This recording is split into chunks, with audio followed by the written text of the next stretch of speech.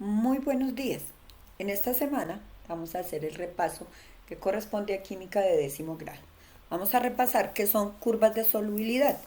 Vemos que en una curva de solubilidad se expresa cómo afecta la temperatura y la naturaleza del compuesto químico, cómo afecta la solubilidad en agua. Es decir, cada vez que aumentamos la temperatura, tenemos mayor cantidad de sal que se disuelve en 100 gramos de agua. Podemos leer allí que la temperatura es un factor que afecta la solubilidad y que la naturaleza de la sustancia también afecta la solubilidad.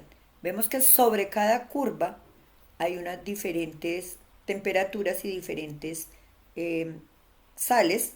Vemos cómo se comporta cada una cuando aumenta la temperatura. Vimos también un concepto muy importante que se llama velocidad de reacción. Dijimos que la velocidad de reacción es la velocidad con que los reactivos se van desapareciendo y van formando nuevos productos en una unidad de tiempo. Entonces se puede entender como la velocidad, el cambio en la concentración de cada uno de los reactivos y de los productos en una unidad de tiempo. Vemos el signo menos en los reactivos, quiere decir que es la velocidad con la que van desapareciendo los reactivos, y la velocidad positiva significa que es la velocidad con la que van apareciendo los productos. Factores que afectan la velocidad de reacción. Vimos que es muy importante la naturaleza de los reactivos. Cada uno tiene una energía de activación diferente. La concentración de los reactivos también es bastante importante porque la velocidad de una reacción aumenta la concentración de los reactivos, ya que aumenta el número de choques. Aumenta, para aumentar la concentración de un gas es necesario aumentar la presión. Para aumentar la concentración de una disolución habrá que aumentar la cantidad de soluto. El estado físico también es un factor bastante importante. Las reacciones entre gases y entre sustancias en disolución serán más rápidas, pues las partículas se mueven con mayor libertad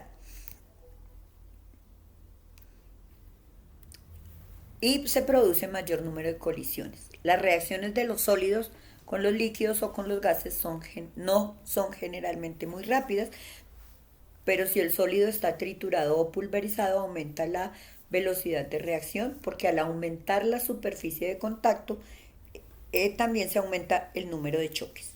Otro factor bastante importante es la temperatura. La velocidad de reacción aumenta con la temperatura, porque se aumenta la energía cinética de las partículas y hace que la probabilidad de que se produzcan choques es mayor. Los catalizadores. Recordemos que los catalizadores son sustancias que van a modificar la velocidad de la reacción. Son sustancias que no reaccionan, son diferentes a los reactivos y a los productos, pero modifican la velocidad de reacción, es decir, la pueden aumentar o disminuir. Los catalizadores hacen que la reacción transcurra por un camino diferente en la que la energía de activación sea diferente.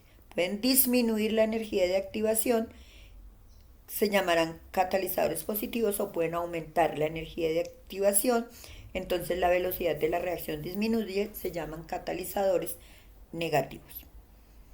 Vimos también un concepto bien importante que es el concepto de equilibrio químico.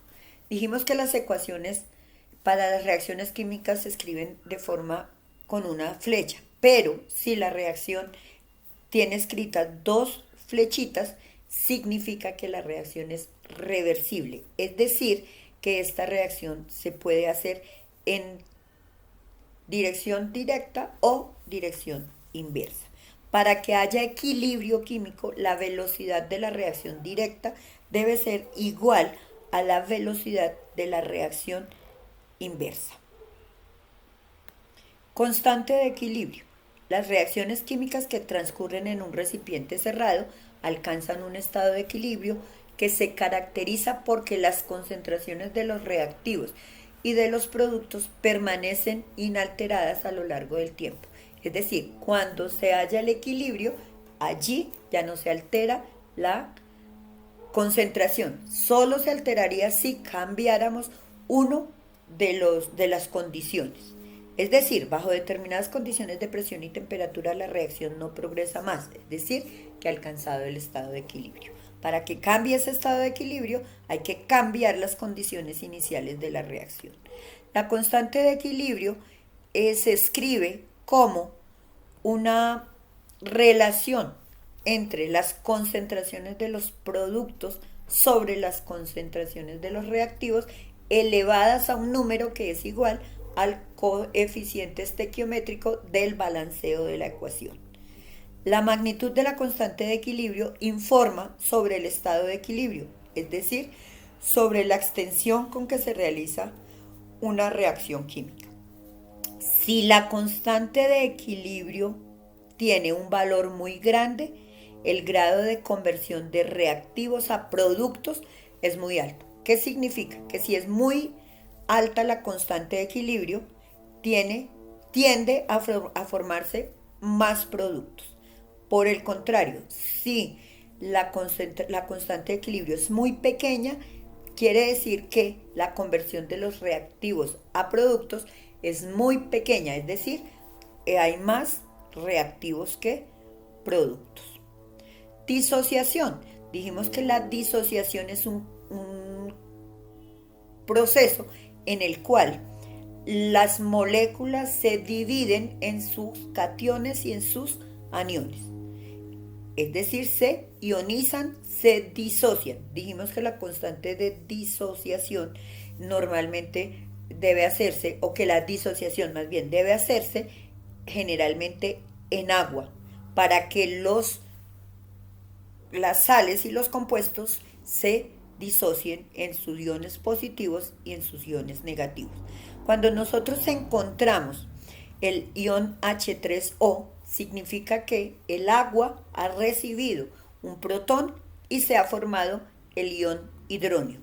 La constante de equilibrio o constante de disociación se escribe de la misma forma que la constante de equilibrio para una reacción que no es de disociación, es decir, la concentración de los productos sobre la concentración de los reactivos. Si la constante es alta, quiere decir que la mayor parte del ácido se ha disociado y por consiguiente habrá mayor concentración de ion hidróneo.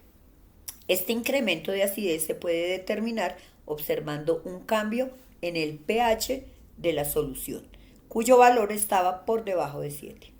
Las dobles flechas de la ecuación significan que se estableció un equilibrio entre los reactivos y los productos. Como todo equilibrio posee una constante, lo mismo ocurre con la ionización o disociación de ácidos y bases. Hay que recordar que existen ácidos débiles y ácidos fuertes. Los ácidos débiles no se disocian completamente con el agua, es decir, liberan una parte pequeña de iones H. Los ácidos débiles no suelen causar daño en bajas concentraciones. Pero, por ejemplo, el vinagre concentrado puede causar quemaduras, pero en disolución, no. Un ácido monoprótico es aquel ácido que dona un solo protón. Un ácido diprótico dona 2 y un ácido poliprótico dona más. Recordemos que las constantes de disociación de los ácidos corresponden al número de átomos de hidrógeno que tengan. Es decir, si tiene un átomo de hidrógeno, tiene una constante de disociación. Si tiene 2 átomos de hidrógeno, tiene 2 constantes de disociación. Y si tiene más